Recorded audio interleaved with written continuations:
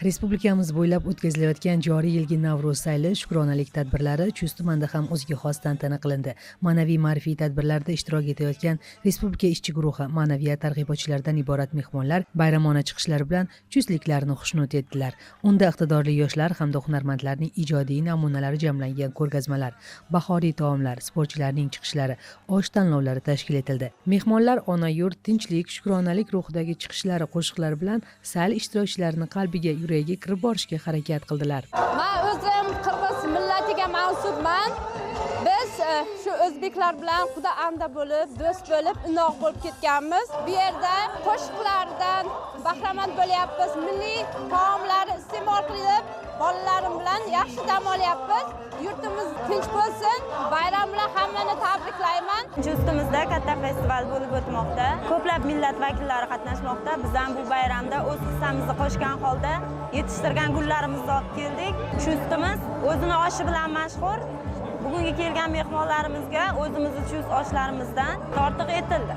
Ma'naviyat targ'ibotchilari yurtimizdagi tinchlik, farovonlik zamirida prezidentimizning sa'y-harakatlari bilan hamda xalqimizning shukronalik bilan umrguzaronlik qilayotganliklari asosiy omil ekanligini alohida ta'kidlab o'tdilar. Navro'z sayli shukronalik tadbirlari aholini birdamlikka undab, yurtimizdagi inson qadri uchun tamoyil asosida olib borilayotgan islohotlarga shukrona keltirishga chorladi. Qadrli prezidentimizning tashabbuslari bilan barcha ziyolilar, san'atkorlar, shoiru yozuvchilar respublikamizdagi barcha olis yaqin manzillarda, shahar va kentlarda Navro'z sayillarida ishtirok etmoq, xalq bilan diydorlashmoq, xalqdagi sumalaklar sayillari, yashilliklar uzra bo'layotgan katta bayram tantanalarini birga tantana qilmoq uchun yo'lga chiqdik. Namanganning Uychi, To'raqo'rg'on, Davlatobod, Chortoq va bugun esa Chust tumaniga tashrif buyurdik.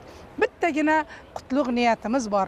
Bu yil Navro'zdan endigi yil Navro'zgacha bizning xalqimiz sog' salomat bo'lsin va har birimizni o'sha qaysi mehnatni boshidan tutmaylik, Xudoyim bizga barakasini ato etsin deymiz. Navro'zlari yarashgan, bayramlari yarashgan Namanganga yangi she'rlar, yaxshi she'rlar olib keldik. Mevalari shig'il bog'lar, rohati jon, turna nigoh buloqlari, obi ravon. Ibratinga kaniz bo'lay, To'raqo'rg'on, Namanganjon, behishlarning ovozasi, Namanganjon, jannatlarning darvozasi. Bayramona tadbir kuy-qo'shiqlar, raqslar bilan davom etdi. Unda turli millat va elat vakillarining ahilligi, do'st birodarligi yaqqol sezilib turdi. Mazkur shodiyonalar fuqarolar murojaatlari bilan ishlash bo'yicha Respublika ishchi guruhi vakillari, poytaxtimizdan tashrif buyurgan ziyolilar, mahalla ahli, nuroniylar hamda yoshlar faollar ishtirokida ko'tarinki ruhda o'tkazildi.